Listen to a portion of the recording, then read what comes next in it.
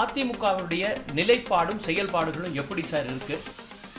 பாலியல் தொல்லையே இல்லாத மாநிலம் இந்தியாவிலேயே தமிழ்நாடு தான் என்ற நிலையை உருவாக்கி காட்டினார் மாண்புமிகு எடப்பாடியார். பிஜேபியை பொறுத்த வரைக்கும் ஒரு வெறிபிடித்த இந்தி உணர்வுக்கு சொந்தக்காரர்களாக டெல்லி இருக்கிறது. பிஜேபி அண்ணா கொண்டு வந்த கொள்கைகளையெல்லாம் குழி தோண்டி புதைத்து ஈழத்தமிழர்கள் சாவுக்கு உறுதுணையாக இருந்து அந்த ஈழத்தமிழர்களை அம்மாவனுடைய சாவு ஒரு மர்மமான சாவு என்று ஆறுமுகசாமி நீதிபதியை சொல்லி இதற்கு சசிகலாவினுடைய பார்ட்டிசிபேஷன் பங்கு அதிகம் இருக்கிறது. தமிழர்களுக்கு எதிராக ஏவி விட்டது யார்? தமிழினம் என்று சொல்லிக்கொண்டு தமிழினத்துறையாக செயல்படுகிற கருணாநிதி. வணக்கம் நேயர்களே. தற்போது தமிழகத்தில் நிலவி வரும் அரசியல் மாற்றங்களும் அரசியல் நிகழ்வுகளின் அடுத்தடுத்த செயல்பாடுகளும் பல்வேறு விதமான கேள்விக்கணைகளை எழுப்பி வரும் நிலையில் அஇஅதிமுகவின் செயல்பாடுகளும் அதன் நிலைப்பாடுகளும் என்ன என்பதை தெரிந்து கொள்வதற்காக அஇஅதிமுகவின் முக்கிய மூத்த தலைவர்களில் ஒருவரான முன்னாள் நிதியமைச்சரும் அதிமுகவின் செய்தி தொடர்பாளர்களில் ஒருவருமான திரு பொன்னையன் அவர்களை சந்திக்க இருக்கிறோம். வாருங்கள், அவரிடம் பேசுவதற்கு நிறைய இருக்கிறது கேள்விகள். வணக்கம் சார். வணக்கங்க ஐயா. இப்போ இருக்கக்கூடிய சூழலில் இந்த அதிமுகவுடைய நிலைப்பாடும் செயல்பாடுகளும் எப்படி சார் இருக்கு? உங்கள் பார்வை என்ன? நீங்கள் ஊடகத்துக்கு சொந்தக்காரர்கள், உங்களுக்கு தெரியும் அல்லவா, எங்கள் இயக்கத்தை பொறுத்த வரைக்கும் அளப்பரிய திறமைமிக்க ஒருவர் பொதுச் செயலாளர் என்ற நிலையில் எடப்பாடியினுடைய தலைமையில் கழகம் வீறுநடை போட்டு கொண்டிருக்கிறது. 4.5 ஆண்டு காலம் தமிழகத்தை எடப்பாடியார் ஆண்டபோது பொன்மனச்செம்மல் புரட்சித் தலைவர் எம்ஜிஆர், பொன்மனச்செல்வி புரட்சித் தலைவி அம்மா ஆகியோர் நடைமுறைக்கு கொண்டு வந்த திட்டங்களை, ஏழைகளுக்காக அவர்கள் வகுத்திட்ட பாதையை அருமையான முறையிலே செயல்முறைக்கு மென்மேலும் மெருகூட்டி கொண்டு வந்து இந்த இயக்கம் ஒரு ஆல் இண்டியா நேம் என்ற அகில இந்திய புகழை பெறக்கூடிய அளவிற்கு அற்புதமான நிர்வாகத்தை நடத்தினார். நலத்திட்டங்களை பேணி பேணி மக்களுக்கு, ஏழைகள் பலன் பெறும் அளவிற்கு வழங்கினார். பாலியல் தொல்லையே இல்லாத மாநிலம் இந்தியாவிலேயே தமிழ்நாடு தான் என்ற நிலையை உருவாக்கி காட்டினார் மாண்புமிகு எடப்பாடியார். கள்ளச்சாராயம் என்பதே தமிழகத்தில் காணாமல் போய்விட்டது. போதைப்பொருள் என்பது நுழைய முடியாத ஒரு புனித பூமியாக இருந்தது என்று அகில இந்தியாவை பாராட்டக்கூடிய அளவிற்கு, மைய அரசை பாராட்டக்கூடிய அளவிற்கு அற்புதமான மக்கள் நல ஆட்சியை எடப்பாடியார் நடத்தி காட்டினார். சூழ்ச்சிகளின் காரணமாக, எலக்ட்ரானிக் ஓட்டிங் மிஷினில் உள்ள தில்லுமுள்ளுகளின் காரணமாக அளவு கடந்த பணபலம் 12 ஆண்டுகள் டெல்லி ஆட்சியிலே ஒட்டி கொண்டு, அதை காங்கிரஸாக இருந்தாலும் சரி, எந்த இந்திரா காந்தியை மதுரையிலே கருப்பு கொடி என்ற போர்வையிலே அடித்து தாக்கி கொல்லுவதற்கு முயற்சி செய்ததோ அந்த திமுக அந்த காங்கிரஸை பயன்படுத்தி எண்ணற்ற துறைகளை, வளமிக்க துறைகளை டெல்லியிலே பெற்றது. தீண்டத்தகாத சக்தி என்று அவர்களால் வர்ணிக்கப்பட்ட பிஜேபியோடு மிஸ்டர் வாஜ்பாய் அவர்கள் தலைமையிலே இருந்த ஆட்சியிலே பங்கு பெற்று கோடி கோடி என கொள்ளையடித்த வரலாறை நாடே காரி துப்பியது. சுப்பிரமணிய சாமி பல வழக்குகளை எந்தெந்த விதத்தில் கொள்ளையடித்து கோடிகள் பலவற்றிற்கு சொந்தக்காரரானார்கள், குடும்ப ஆட்சி நடத்துகிறார்கள் என்ற வழக்கை உச்சநீதிமன்றத்தில் போடக்கூடிய அளவிற்கு கேவலமான ஆட்சியை அவர்கள் நடத்தி வந்தார்கள். அந்த நிலையை எல்லாம் அகற்றி மாற்றி ஆட்சி புரிந்தார் எடப்பாடியார். எடப்பாடியார் ஆட்சிக்கு பிறகு பணபலத்தால் தமிழகத்தில் ஆட்சிக்கு வந்தது திமுக. குடும்ப ஆட்சிக்காகவே கோடி கோடியாக சேர்த்து வைத்த பணத்தை தண்ணீர் இறைப்பது போல் அள்ளி அள்ளி இறைத்து ஏழைகளின் வயிற்றில் அடைத்து ஏழைகளினுடைய பொருளாதார சரிவை பயன்படுத்தி ஆட்சி கட்டிலுக்கு வந்தார். அதுதான் நடைமுறை உண்மை. தற்போது நாங்கள் மக்களோடு மக்களாக இருக்கிறோம். மீடியாக்கள் திமுகவின் கட்டுப்பாட்டில் இருக்கின்றன.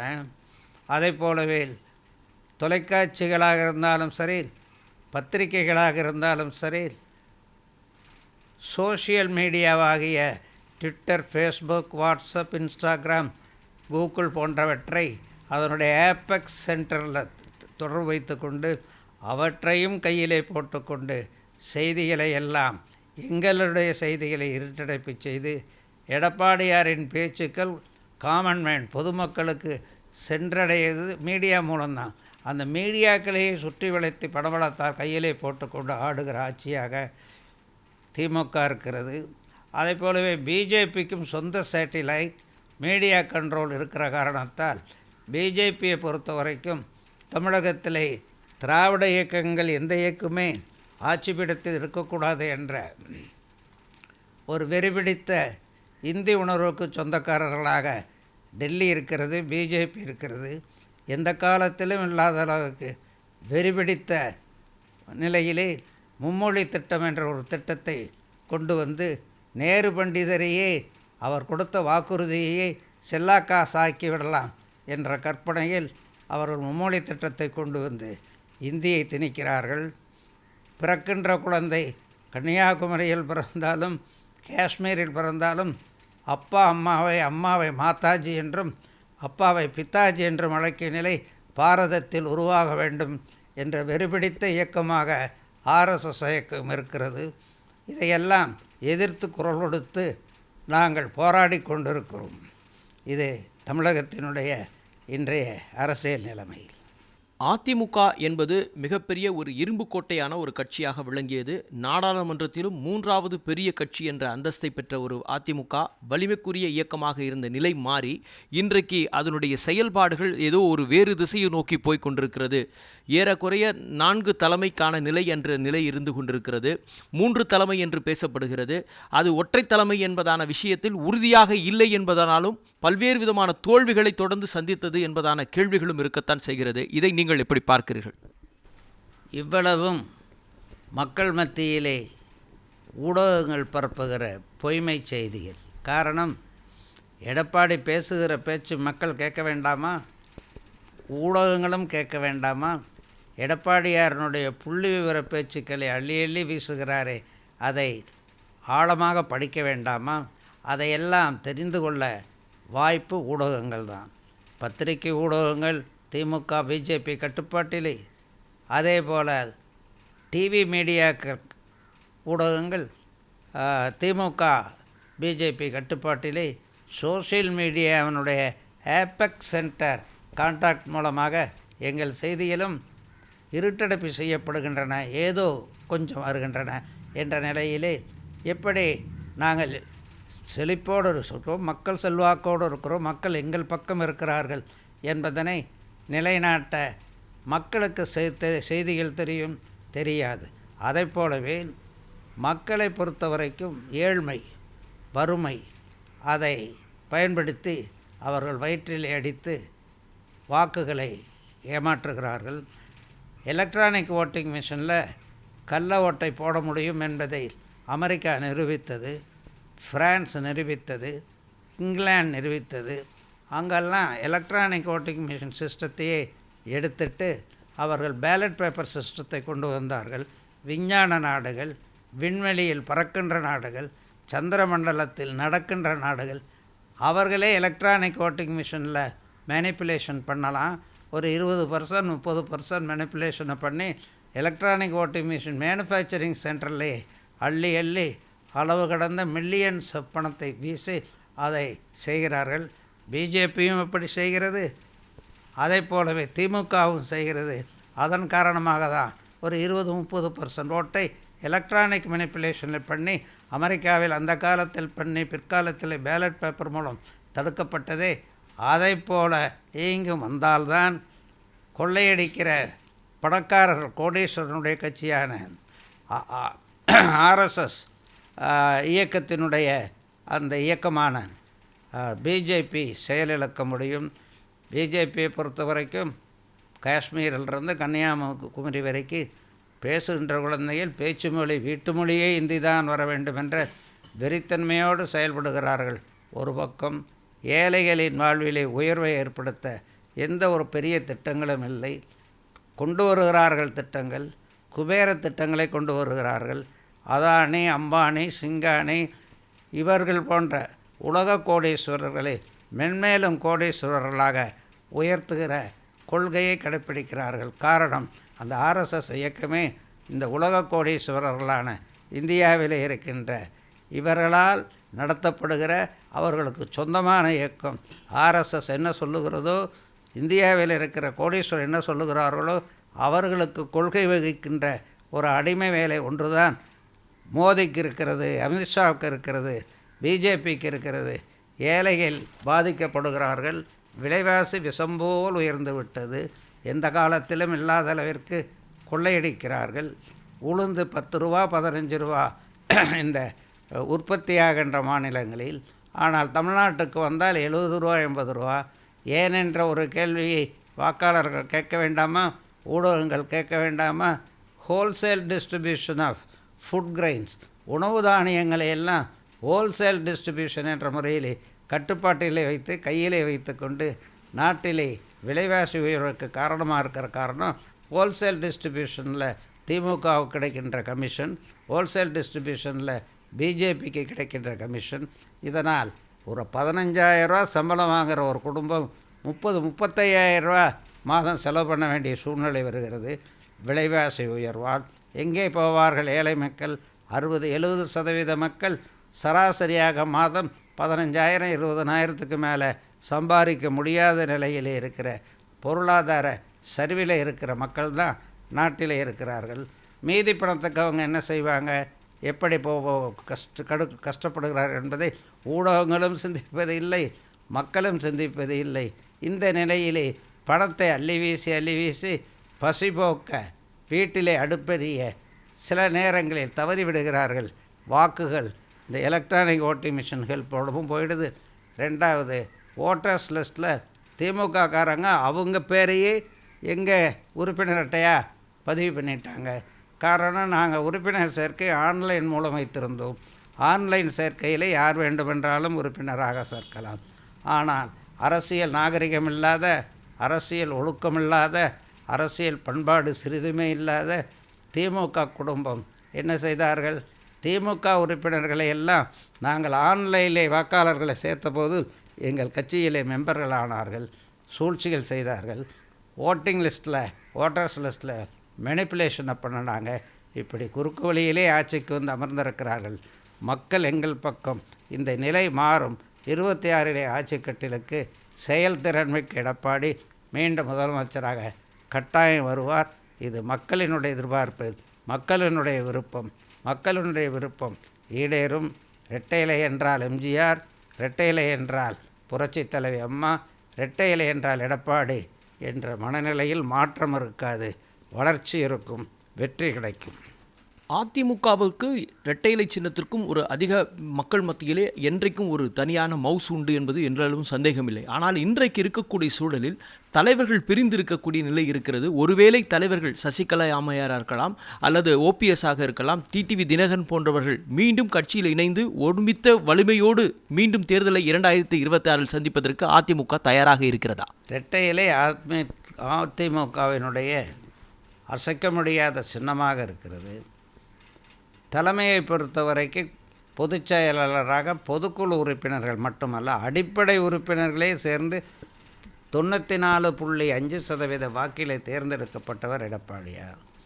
எனவே இந்த பிரச்சனையே இல்லை. சில்லாக்காசுகளாக இருக்கிறவர்கள், கடலிலே மூழ்கிவிட்ட கப்பலாக இருக்கிறவர்கள் தங்களுக்கு செல்வாக்கு இருக்கிறார்கள் என்று அவர்கள் கையிலே இருக்கிற பணபலத்தை வைத்து ஊடகங்களையும் திமுகவினுடைய உதவியும் வைத்து கொண்டு அவர்கள் இப்படி ஒரு பொய் பிரச்சாரத்தை பண்ணுகிறார்கள். கட்சியிலே அவர்கள் தூக்கி எறியப்பட்டவர்கள், டிஸ்மிஸ் செய்யப்பட்டவர்கள். அவர்கள் அம்மாவுக்கு விசுவாசிகள் அல்ல, எம்ஜிஆருக்கு விசுவாசி அல்ல. எம்ஜிஆரை பொறுத்த வரைக்கும் தெளிவுபட சொன்னார், தீய சக்தி கருணாநிதி.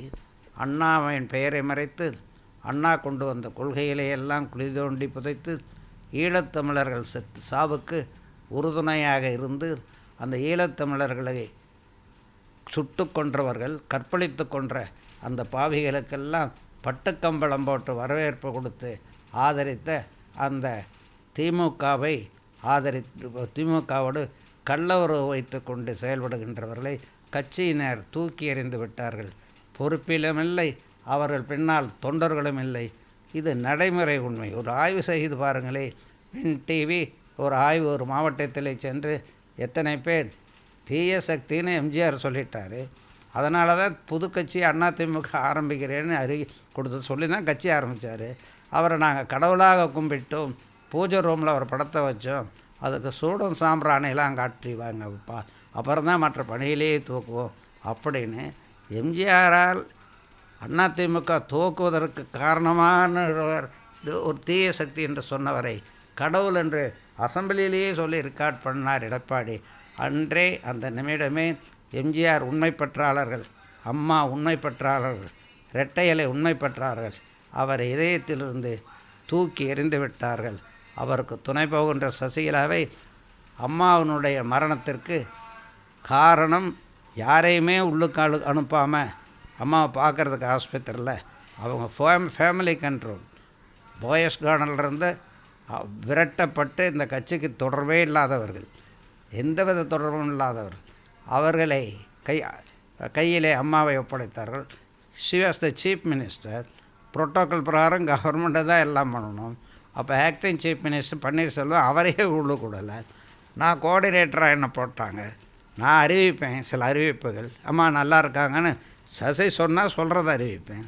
அந்த அப்போலோ ஹாஸ்பிட்டலில் இருந்த தினகரன் சசியினுடைய கோஸ்ட் என்ன சொல்கிறாங்களோ அதைத்தான் மக்களுக்கு சொன்னோம்.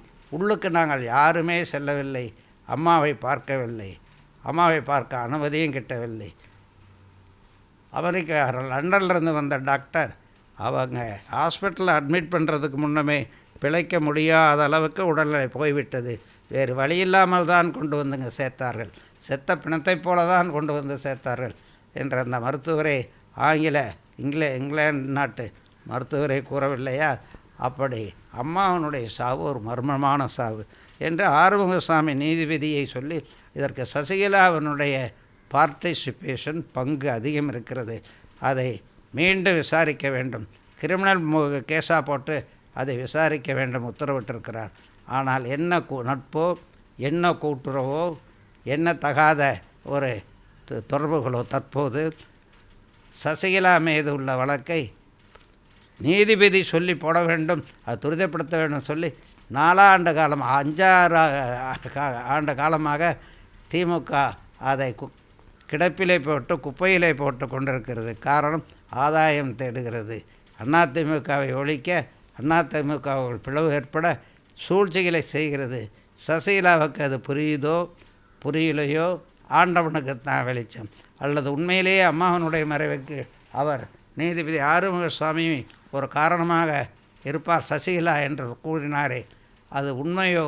அந்த பயத்தினால் திமுகவோடு அந்த வழக்கை துரிதப்படுத்தாதீர்கள் என்று சசிகலாவே சொல்லி பெண்டிங்கில் வச்சுருக்காங்களோ தெரியல. இப்படிப்பட்ட நிலையிலே மக்களிடம் அவர்களுக்கு மரியாதை இல்லை, மதிப்பு இல்லை, அம்மாவனுடைய பற்றாளர்கள் என்ற நம்பிக்கை இல்லை. எனவே அவர்களிடம் தொண்டர்கள் இல்லை. மாநிலத்தின் உரிமை சார்ந்த விஷயங்களில் அதிமுக ஒரு பிரதான எதிர்க்கட்சியான நிலையை ஒழுங்காக சொல்லவில்லை, செயல்படுத்தவில்லை என்ற குற்றச்சாட்டு ஒன்று உண்டு. அது முழுக்க தப்பு. மொழி பிரச்சனையிலே ஈட்டியென பாய்ந்து வருகிற இந்தி மொழியை தடுத்து நிறுத்தாவிட்டால், அப்படி தடுப்பதற்கு ஆங்கிலம் என்ற கவசம் நம்ம கையிலே இல்லை என்றால், அடிமைகளாக இந்தி பேசாத மாநிலத்து மக்கள் எல்லாம் மாற்றப்படுவார்கள் இந்தி வெறியர்களால் என்ற ஒரு எழுச்சியை பாராளுமன்றத்தில் உருவாக்கி 26-27 நாள் பாராளுமன்றமே நடக்க முடியாத ஒரு அற்புதமான அரசியல் சரித்திரத்தை உருவாக்கிய பெருமை அதிமுகவுக்கு உண்டு. திமுக அப்போது என்ன செய்தது? காங்கிரஸ் டெல்லி ஆளுகிற ஆட்சியோடு வால் பிடித்து கொண்டிருந்தது. 48,000 பெண்கள் கற்பழிக்கப்பட்டு ஈழத்திலே கொல்லப்பட்டார்கள் அல்லவா தமிழ் பெண்கள். அவர்களுக்கு என்ன உதவியினை செய்தார்? யார் கொன்றது? இந்தியாவிலிருந்து சென்ற அமைதிப்படையும் சிங்கள வெறியர்களும் சேர்ந்து அப்படிப்பட்ட கொடுமைகளை செய்தார்கள். அவர்களுக்கு பட்டுக்கம்பளம் போட்டு ஏர்போர்ட்டில் வரவேற்ற யார்? கருணாநிதி தானே வரவேற்றார். தமிழ் பற்று உள்ளவரா?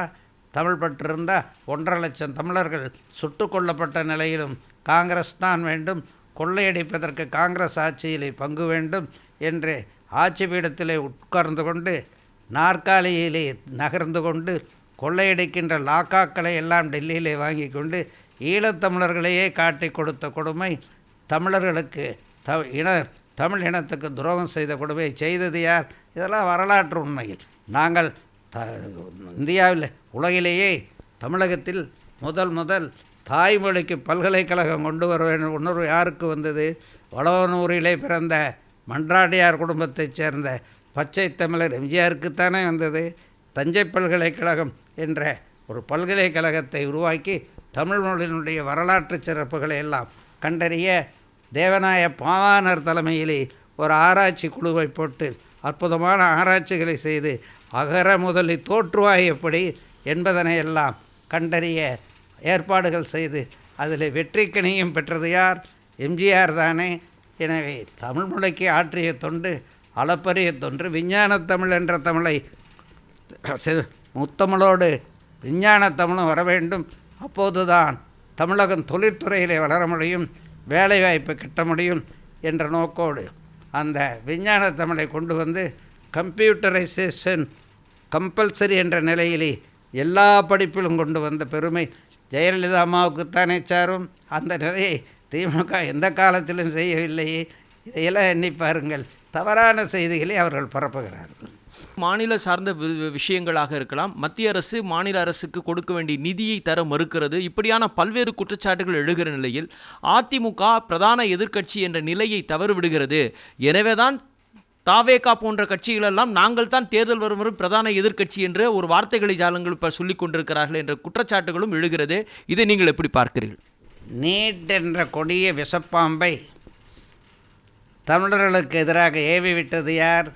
தமிழினம் என்று சொல்லிக்கொண்டு தமிழினத்துறையாக செயல்படுகிற கருணாநிதி, ஸ்டாலின், உதயநிதி குடும்பம்தானே. பாராளுமன்றத்திலே அந்த நீட்டை கொண்டு வருகிற போது கையெழுத்து போட்டது யார்? திமுககாரர்கள் தானே. டிஆர் பாலு தானே கையெழுத்து போட்டார். அதெல்லாம் நாடு மறந்து விடுமா? அவர்கள் கொண்டு வந்தார்கள் நீட்டை. தமிழ் பற்றி அவர்களுக்கு கவலையே இல்லை. யாருக்கு? திமுகவுக்கு. அது காரணம் நீட்டுக்கு அப்ரூவல் கொடுத்ததே திமுக தமிழகத்தை ஆண்டபோது அவங்க தான் கொடுத்தாங்க. காரணம் சட்டமன்றத்திலே ஒரு முறை ஒரு பிரச்சனை வந்தது. குழந்தைவேல் என்ற முன்னாள் அமைச்சர் அவர் இறந்துட்டார். அவர் ஆதாரத்தோடு கூறினார், தஞ்சை பல்கலைக்கழகத்தினுடைய ஆராய்ச்சிப்படி கருணாநிதி குடும்பம் வந்தது கலிங்க நாட்டில் இருந்து வந்தார்கள். இது கலிங்க நாடு. இந்த ஒரிசாவுக்கு அந்த பக்கம் பீகாருக்கு பக்கத்திலிருந்து குடியேறிய இசை குடும்பம், நாதஸ்வர குடும்பம், கருணாநிதியினுடைய குடும்பம். அதனால்தான் தமிழ் பற்று இல்லாமல் தமிழினத்துக்கு துரோகம் செய்து ஒரு வேஷம் போட்டுக்கொண்டு நீங்கள் செயல்படுகிறீர்கள் என்று சொன்னபோது மயக்கம் போட்டுட்டார் சட்டமன்றத்திலேயே கருணாநிதி. அப்படி தமிழின துரோகிகளாக இருந்தார்கள். நீட்டை கொண்டு வந்தது அவங்க மும்மொழி திட்டத்தை இன்னைக்கு கொண்டு வர்றது பிஜேபியினுடைய மறைமுக சூழ்ச்சி. So long as the non-English speaking states consent, English may continue as an associate language in all throughout India, and non-English speaking states need not compulsorily study Hindi என்று கொண்டு வந்தார்கள். இது நேரு பண்டிதர் கொண்டு வந்து இன்னும் இந்த சட்டம் நடைமுறையிலே இருக்குது. அந்த சட்டம் நடைமுறையிலே இருக்கிற நேரம் அரசியல் சட்டத்தை காலில் மிதிக்கிற அந்த ஒரு ஜனநாயகத்துக்கு விரோதமான கொள்கையுடைய அதானி போன்ற கோடீஸ்வரர் கட்சியான பிஜேபி அதை விட்டு மும்மொழி என்று கொண்டு வந்து கட்டாயம் படிக்கணும், படிக்கலைன்னா ஃபண்டு கிடையாது என்று சொல்வது எல்லாம் அவர்களுடைய வெறித்தனத்தை காட்டுகிறது. நாட்டை துண்டாட நினைக்கிறார்கள். இந்தி வெறி என்ற அந்த ஆர்எஸ்எஸ் இந்துக்கள் மட்டும் இருக்க வேண்டும், அதை வெறி பிடித்த ஆர்எஸ்எஸ்னுடைய இந்துக்களில் பலவித இந்துக்கள் இருக்கிறார்கள். ஆனால் ஒன்றே குலம் ஒருவனே தேவன் என்று இருக்கிற என்றதுக்கு அதிகம். ஆனால் ஒரே தேவன் மோடி தான், ஒரே தேவன் அமித்ஷா தான், ஒரே தேவன் ஆர்எஸ்எஸ் தான், ஒரே தேவன் இந்தி தான் என்ற வெறியுணர்வோடு செயல்படுகிற இந்த பிஜேபி ஆட்சி இந்தியாவை பல துண்டுகளாக ஆக்கிவிடுவோம் என்ற அச்சம் கூட இன்று மக்கள் மத்தியிலே, பிற மக்கள் மத்தியிலே, பிற மாநில மக்கள் மத்தியிலே உருவாகி இருக்கிறது. 2026 தேர்தல் களத்தில் பொறுத்தமட்டில் அதிமுக அல்லது திமுக, அதற்கு மாற்றாக தாவேகா என்று சொல்ல நடிகர் விஜயினுடைய அரசியல் பிரவேசம் அதிகரித்து கொண்டிருக்கக்கூடிய சூழலில் ஒருவேளை அவர்கள் ஆட்சி மாற்றத்துக்கான களம் அமைப்பதற்கான சூழலை உருவாக்கி தருவதற்கான சூழலில் இன்றைக்கு இருக்கக்கூடிய திராவிட கட்சிகளுடைய இயலாமை அவர்களுக்கு பலமாக அமைந்துவிடுமா என்ற கேள்வி இருக்கிறது. இதை நீங்கள் எப்படி பார்க்கிறீர்கள்? திரு விஜய் அவர்களை பொறுத்தவரைக்கும் அவருடைய கட்சிக்காக சில கொள்கைகளை வகுத்தார். எந்த அரசியல் கட்சியாக இருந்தாலும் every political party should have an ambition, should have some principles. அவங்களுடைய கொள்கையை, அவங்களுடைய பிரின்சிபல்ஸ் அவங்க சொல்லிட்டு வர்றாங்க. அது குறித்து நான் கருத்து சொல்ல விரும்பவில்லை. அதிமுக தாவேகாவுடன் கூட்டணி அமைப்பதற்கான நிறைய வியூகங்கள் இருக்கின்றன செய்திகள் வந்தது. ஆனால் இந்த நிலைகளில் சற்று மாற்றப்பட்ட நிலைகளாக வேறு கருத்துகளும் நிலவி வருகிறது. ஒருவேளை கூட்டணி என்பது எந்த அதிமுக தான் தலைமை பொறுப்பை இருக்குமா அல்லது தாவேகா தலைமை பொறுப்பு ஏற்று அந்த கூட்டணிக்குள் அதிமுக செல்ல வேண்டிய நிலை ஏற்படுமா என்ற கேள்விகளும் பேசப்படுகிறது. இதில் உங்கள் பார்வை என்ன? எங்களை பொறுத்த வரைக்கும் கூட்டணி என்ற பேச்சு எதுவுமே இல்லை. மாண்புமிகு எடப்பாடியார் பொதுச் செயலாளர் தெளிவுபட இதை அறிவித்திருக்கிறார். எங்களை பொறுத்த வரைக்கும் மக்களுக்கு நன்மை செய்ய, மக்கள் நலனாடி எங்கள் கொள்கைகளை நடைமுறைப்படுத்தும் பணியிலே ஈடுபட்டிருக்கின்றோம். நடிகர்கள் நாளால துடிக்கிற இந்த கால சூழல்களில் இது அவசியம்தானா? கோடம்பாக்கத்தில் கால் பதித்தால் கோட்டைக்கு இடம் பிடித்து விடலாம் என்கின்ற கனவுகளோடு வருகிற நடிகர்களை பற்றி உங்கள் பார்வை என்ன? நடிகருடைய அரசியல் பிரவேச ஆசை நோக்கங்கள் என்ன என்பதனை அவர்களிடம் பேட்டி கொண்டு கண்டறிந்து நீங்கள் உலகுக்கு கூறுவது நல்லது என்று கருதுகிறேன். 2026 தேர்தலில் திமுக 200 தொகுதிகளை நிச்சயம் பெறுவோம் என்று சொல்கிறார்களே, இது சாத்தியம்தானா? அவ்வளவு தொகுதிகளை திமுக பெறும் என்ற நம்பிக்கை இருந்தால் எலக்ட்ரானிக் ஓட்டிங் மிஷின் மெனிப்புலேஷன் அமெரிக்காவில் நடந்ததே, அது போன்ற சூழ்ச்சிகளில் அவர்களுக்கு ஆழமான நம்பிக்கை இருக்கிறது, ஆழமாக செயல்படுகிறார்கள் என்றுதான் பொருள். 2026 தேர்தல் களத்தில் அதிமுகவிற்கான வெற்றி தளம் எப்படிப்பட்டதாக இருக்கிறது? கூட்டணி, வலுமையான கூட்டணி அமைப்பதற்கு அதிமுக தனக்கான யுக்திகளை கையாண்டு கொண்டிருக்கிறதா?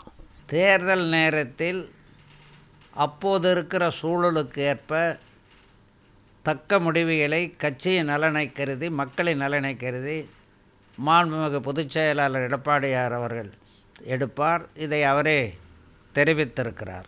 ஒருவேளை அதிமுகவில் பன்னீர்செல்வம் இணைந்து விடுவார் என்பதான பேசப்படுகிற செய்தியை நீங்கள் எப்படி பார்க்கிறீர்கள்? ஊடகங்கள் எந்த அளவிற்கு சுயநலத்தோடு செயல்படுகின்றன, ஆதாயம் தேடி செயல்படுகின்றன, திமுக பிஜேபி போன்ற குபேர கட்சிகளின் கட்டுப்பாட்டில் இருக்கின்றன என்பதனைத்தான் அது எடுத்துக்காட்டுகிறது. நடுநிலையோடு ஊடகங்கள் செயல்பட்டால் கட்டாயமாக பாரதத்திலும் பிஜேபி அழிந்துவிடும், தமிழகத்திலும் திமுக அழிந்துவிடும். ஊடகங்கள் தான் இதை டிசைட் செய்ய வேண்டும். மனச்சாட்சியோடு ஊடகங்கள் செயல்பட்டால், உண்மையை மட்டுமே வெளியிட வேண்டும், அனைவர் செய்தியும் வெளியிட வேண்டும் என்ற நடுநிலையோடு செயல்பட்டால் கட்டாயமாக இரட்டை இலைக்குத்தான் வெற்றி, திமுக மூழ்கிவிடும். மத்தியில் ஆளுகிற பாஜக அரசு அதிமுகவினுடைய முன்னாள் அமைச்சர்கள் மீது பல்வேறு விசாரணை வளையங்களை துவக்கிவிருக்கிறது. ஒருவேளை மறைமுக மிரட்டல் வழியாக தன் வசப்படுத்தி தன் வலிமையை காட்ட முற்பட்டால் அதிமுகவினுடைய நிலை என்ன? அதிமுக அதற்கு பதிலடி கொடுக்க தயாராக உள்ளதா? நாங்கள் பதிலடி பிஜேபிக்கு கொடுத்து கொண்டு தான் இருக்கிறோம். ஆட்டவும் முடியாது, எங்களை அசைக்கவும் முடியாது. காரணம், அப்பழுக்கற்றவர்கள் ஆதாரமில்லாத குற்றச்சாட்டுகளை சொல்லி கையிலே பணபலம் இருக்கிற காரணத்தால் அதையும் பயன்படுத்தி நீதித்துறையிலும் தலையிட்டு கொடுமைகளை செய்யலாம் என்ற ஒரு தப்பான அணுகுமுறையை பிஜேபி மேற்கொள்கிறது. அதில் கட்டாயமாக வடபுலத்திலே அவர்களுக்கு தோல்வி ஏற்படவில்லையா? தொங்கு மந்திரி சபை என்று தன்னாட்சி நடத்தி தனியாட்சி நடத்திய பிஜேபி இன்று சந்திரபாபு நாயுடு காலிலும் உத்தரப்பிரதேச ஜாம்பவான்கள் காலிலும் விழுந்து கூட்டாட்சி தானே நடத்துகிறார்கள். காரணம் இது போன்ற கொடுமைகள் காரணமாக. தமிழகத்தில் தற்போது இருக்கக்கூடிய சட்ட ஒழுங்கு பிரச்சினை, பாலியல் விஷயங்கள், இதுபோன்றான அதிகரித்து வரும் பாலியல் குற்ற சம்பவங்களை தடுப்பதிலும் குறிப்பாக போதை வஸ்துக்களுடைய நடமாட்டத்திலும் கட்டுப்படுத்த தமிழக அரசு தவறிவிட்டது என்ற குற்றச்சாட்டு அதிமுக ஒரு பிரதான எதிர்க்கட்சி ஓங்கி ஒழிக்க மறுக்கிறது என்பதான சொல்லப்படுகிற விஷயத்தை மீண்டும் நீங்கள் எப்படி பார்க்கிறீர்கள்? ஓங்கி ஒழிக்க மறுக்கிறது என்பதனை எதை வைத்து சொல்லுகிறீர்கள்? திமுகவுக்கு சாதகமான ஊடகங்களை வைத்து நீங்கள் சொல்லுகிறீர்கள். அது உண்மை அல்ல. அதாவது பாலியல் வன்முறை கொடுமைகள், பாலியல் கற்பழிப்புகள், கொலைகள் போன்ற குற்றங்கள் ஏராளம் நடப்பதை அன்றாடம் உரத்த குரலிலே மணிக்கணக்கிலே எடப்பாடியார் பேசிக்கொண்டிருக்கிறார். மக்கள் காதுக்கும் எட்டவில்லை, வின் டிவி போன்ற ஊடகங்களின் காதுக்கும் எட்டவில்லை. அந்த அளவிற்கு அவர்கள் இருட்டடைப்பு செய்கிறார்கள் எங்கள் பேச்சு. அதிகமான போராட்டங்களை நாங்கள் தான் நடத்துகிறோம். அதிகப்படியான பேச்சுக்களை நாங்கள் தான் ஆதாரங்களோடு புள்ளி விவரங்களோடு சொல்லுகிறோம். புள்ளி விவர ஆதாரங்களோடு பாலியல் பற்றியும் போதைப்பொருள் பற்றியும் நாங்கள் வழக்கு கூட தொடர்ந்திருக்கிறோம். That is still pending. அதாவது போதைப்பொருளை பொறுத்த வரைக்கும் போதைப்பொருள் உற்பத்தி, கள்ளச்சாராயம் உற்பத்தி, விற்பனை, இதனுடைய கதாநாயகனாக இலங்குவதே ஸ்டாலின் குடும்பம், கருணாநிதி குடும்பம், உதயநிதி குடும்பம் என்ற குற்றச்சாட்டை பல புள்ளிவிவர ஆதாரங்களோடு விளக்கி இருக்கிறோம். இதை தடுக்க அவர்கள் முயற்சி செய்வதில்லை. கட்டாயப்படுத்தப்பட்டு ஒவ்வொரு பள்ளிக்கூடம், ஒவ்வொரு கல்லூரியினுடைய அருகிலே போதைப் பொருளை சாக்லேட் தான், ஒரு கேட்பரி சாக்லேட் சாப்பிட்ற மாதிரி சாக்லேட் ஃபார்மில் போதைப்பொருள் கோடிக்கணக்கிலே வந்து விட்டது. அந்த தொழிலை வெற்றிகரமாக செய்து 30,000 கோடி பணம் கையில் வச்சுக்கிட்டு என்ன பண்ணுறதுன்னு தெரியாமல் தடுமாறுறாங்க எங்கள் கட்சியில் அப்படின்ட்டு கருணாநிதியினுடைய நிதியமைச்சர் தியாகராஜனே வெளிப்படையாகவே சொன்னார் அல்லவா. அவர் ஒரு கோடீஸ்வரர். தியாகராஜன் ராஜா பரம்பரையைச் சேர்ந்தவர். அவர் நேர்மையானவர், ஒரு பண்புள்ளவர். தாங்க முடியாமல் நிதியமைச்சர் 30,000 கோடி என்ன பண்ணுறதுன்னு தெரியாத வெளிநாட்டுக்கு போகிறாங்க. யார் போகிறா? துரைமுருகன் கூட போகிறாரா? கட்சியினுடைய ஒரு பெரிய சமுதாயத்தினுடைய பிரதிநிதி, பொதுச் செயலாளர் இல்லை. முக்கியமானவங்க போகிறாங்களா? இல்லை. ஏன்? கனிமொழி போனாங்களா? அவங்களே போகலை. ஏன்னா கனிமொழி ஸ்டாலின் ரத்தம் வேறு, தாய் வேறு, கனிமொழி தாய் வேறு. சபரீஷன் போகிறாரு, சபரீஷன் பொண்டாட்டி உதயநிதி, ஸ்டாலின், கருணாநிதி. அந்த குடும்பத்தைச் சேர்ந்தவர்கள் எங்கே போகிறாங்க? துபாய்க்கு போகிறாங்க, ஸ்பெயினுக்கு போகிறாங்க. அங்கே கள்ளப்பணத்தை வெள்ளைப்படமாக்கக்கூடிய அந்த மாயமந்திரங்கள் உள்ள நாடுகளுக்கு சென்று அங்கே பதுக்குவதற்கு சென்றார்கள். இதை தியாகராஜனே அறிக்கையாக விட்டார். யார் தியாகராஜன்? திமுக நிதியமைச்சர். இதுவரை அது ஒன்று பதில் சொல்லவில்லை. அந்த தியாகராஜனை கட்சியை விட்டு நீக்கலை, வேறு மந்திரி பதவி கொடுத்து வச்சிட்ருக்காங்க. அப்படின்னா இந்த போதைப் பொருளில் வர்ற வருமானம் அளவு கடந்த வருமானம். மாணவர்கள்லாம் பள்ளிக்கூடத்தில் எல்லாம் சாக்லேட்டை சாப்பிட்றாங்க, போதைப்பொருள் சாக்லேட்டை. மயங்கி விடுகிறார்கள். தாயின்னு பார்க்காம, பாட்டின்னு பார்க்காம, தங்கச்சின்னு பார்க்காம, அக்கான்னு பார்க்காம கற்பழிப்பில் ஈடுபடுகிறார்கள், கொலையில் ஈடுபடுகிறது. ஆதாரங்களை அடுக்கடுக்காக பத்திரிகைகள் சொல்லுகின்றன, ஏராளமான பத்திரிகைகள் சொல்லுகின்றன. எந்த வழக்கு போடப்படுகிறது? எந்த நடவடிக்கை எடுக்கப்படுகிறது? ஏன் எடுக்கப்படவில்லை? போலீஸ் அவங்க கையில், ஆட்சி அவங்க கையில், நீதித்துறையே ஆட்டி படைக்கக்கூடிய அளவுக்கு படபலம் அவர்கள் கையில் என்ற கொடுமை நடக்கிறது. போதைப் பொருளுக்கும் அவங்க தான் காரணம். இதை நாங்கள் எவ்வளோ இடத்துல சொல்லிட்டோம், நீதிமன்றத்துக்கு சொல்லிட்டோம், நீதிமன்றத்தில் வழக்கம் போட்டிருக்கிறோம். இது வெளியில் வராத காரணம் அவர் கையில், ஊடகங்களை கையில் போட்டுக்கிட்டால் எல்லாம் நம்ம ஜெயிச்சிடலாம். என்ன கற்பழிப்பும் பண்ணலாம், எந்த கொலையும் பண்ணலாம், எந்த பாலியல் தொல்லையும் பண்ணலாம், எந்த போதைப் பொருளையும் விற்கலாம், மாணவர்கள் அதை சாப்பிட்டுட்டு அக்கா தங்கச்சியும் கற்பழிக்கலாம். அப்படிங்கிற நிலையை உருவாக்கியது கருணாநிதி குடும்பம், ஸ்டாலின் குடும்பம், உதயநிதி குடும்பம். இந்த கொடுமையிலிருந்து தமிழகத்தை 26 ஆட்சி கட்டிலுக்கு நாங்கள் ஒரு அற்புதமான புனித பூமியாக மீண்டும் தமிழகத்தை மலரச் செய்வோம். அதிமுகவினுடைய முன்னாள் அமைச்சராக இன்றைக்கு இருக்கக்கூடிய திமுகவின் அமைச்சராக்கக்கூடிய செந்தில் பாலாஜி மீது மீண்டும் விசாரணை வளையம் துவங்க இருக்கிறது. மீண்டும் விசாரணை விசுரூபம் எடுத்து துவங்கி இருக்கிறது. இப்படியான நிலைகளை பார்க்கிற பொழுது திமுகவில் இருக்கக்கூடிய மூத்த அமைச்சர்கள் மீதும் பல்வேறு விதமான வழக்கு புகார்கள் அடிக்கடி வந்த வண்ணமே இருந்து கொண்டிருக்கிறது. பல்வேறு புகார் வலைகளுக்குள் அவர்கள் தொடர்ந்து இருந்து கொண்டிருக்கிறார்கள். இதையெல்லாம் மக்கள் பார்க்கிற பொழுது இதையெல்லாம் மாற்றாக அடுத்து வருகிற தேர்தலுக்கான சூழல்களை உருவாக்கி தருவதற்கு இதெல்லாம் வாய்ப்பாக அமையும் என்று நீங்கள் நம்புகிறீர்களா? கட்டாயமாக அதை நம்புகிறோம். என்னென்ன காரணம், பிஜேபியை பொறுத்த வரைக்கும் இந்தியாவில் ஒரு தனியாட்சி நடத்த முடியல. நார்த் இந்தியாவில் பல இடங்களில் காங்கிரஸ் ஜெயிச்சிடுச்சு, இவங்க தோத்துட்டாங்க. தனியாட்சி நடத்திய காலம் மாதிரி பிஜேபி இன்று கூட்டாட்சி தான் நடக்கிறாங்க. பார்ட்னர் தான் சேர்ந்துருக்காங்க இருக்கிற கவர்மெண்ட்டில்.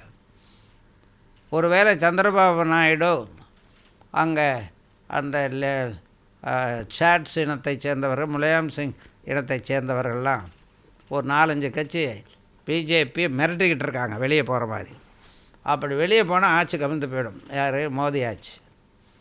அதுக்கு ஆதரவு வேணும். அந்த ஆதரவு 38 எம்பியை வச்சுக்கிட்டு இருக்கிற யார்? திமுக. பணம் வெறி பிடித்த வெறிநாய் போல் பணத்துக்காக எந்த பாவத்தையும் செய்யக்கூடியவர்கள், எந்த கொள்கையும் கடலிலே போட வேண்டியக்கூடியவர்கள் திமுக என்பது அவர்களுக்கு தெரியும். அந்த அடிப்படையிலே அவர்கள் உள்ள வழக்குகளை ஸ்லோதான் பண்ணுறாங்க, பெருசு பண்ணலை. வழக்குகள் நிறைய இருக்குது. அந்த வழக்குகளை தீவிரப்படுத்தாமல் மறைமுகமாக திமுகவோட பிஜேபி ஆட்சி உறவை காட்டுகிறது, உறவை செயல்படுத்த வருகிறது. காரணம், ஆட்சியை தப்பிக்கணுங்கிறதுக்காக. தமிழகத்தை சுரண்டி கொள்ளையடித்து பாலியல் போதைப்பொருள் போன்ற கொடுமைகளுக்கு உள்ளாக்கிய திமுகவும் குபேர கோடீஸ்வரர்கள் கையிலே ஆட்சி ஆர்எஸ்எஸ் கையில் இருக்கிற பிஜேபியும் ஒன்றாக சேர்ந்து தமிழகத்தில் வலம் வருகிற போது எல்லா இடத்துலையும் டெபாசிட் போவாங்க. நாங்கள் அமோக வெற்றியை பெற்று ஆட்சி கட்டிலுக்கு வருவோம். 2026 தேர்தல் களத்தில் அதிமுக தன்னுடைய தேர்தல் நிலைப்பாடை எப்படி வகுத்து கொண்டிருக்கிறது? அதற்கான சூழல்கள் இன்றைக்கு எப்படிப்பட்ட அணுகுமுறையை நோக்கி பயணித்து கொண்டிருக்கிறது? நாங்கள் அடிமட்ட மக்களை சந்தித்து கொண்டிருக்கிறோம். அடிமட்ட மக்களுக்கு திண்ணை பிரச்சாரம் மூலமும் வீடு வீடாக சென்று மக்களை சந்திக்கின்ற பணிகளையும் நாங்கள் நிறைய செய்து கொண்டிருக்கிறோம். மக்களை உணர வைத்து கொண்டிருக்கிறோம். மக்கள் மனமாற்றம் எங்களுக்கு சாதகமாக இன்று நிலவுகிறது. எலக்ட்ரானிக் ஓட்டிங் மிஷினில் நடக்கிற ஃப்ராடை தடுக்க என்ன யுக்திகளை கையாள வேண்டுமென்று அமெரிக்கா கடைப்பிடித்தது. சட்டத்தையே கொண்டு வந்து electronic voting machine is banned என்று கொண்டு வந்து பேலட் பேப்பரே கொண்டு வந்தாங்க. காரணம், அந்த ஃப்ராடுங்களை தடுக்கிறது. இறுதியாக சார், 2026 மீண்டும் அதிமுக ஆட்சிப்படத்தை அலங்கரிக்கும் என்ற நம்பிக்கை உங்களுக்கு உண்டா? திமுக தூக்கி எறியப்படுமா என்பதை உங்கள் பார்வை. மக்கள், பாதிக்கப்பட்டிருக்கிற மக்கள், விலைவாசி உயர்வாலும்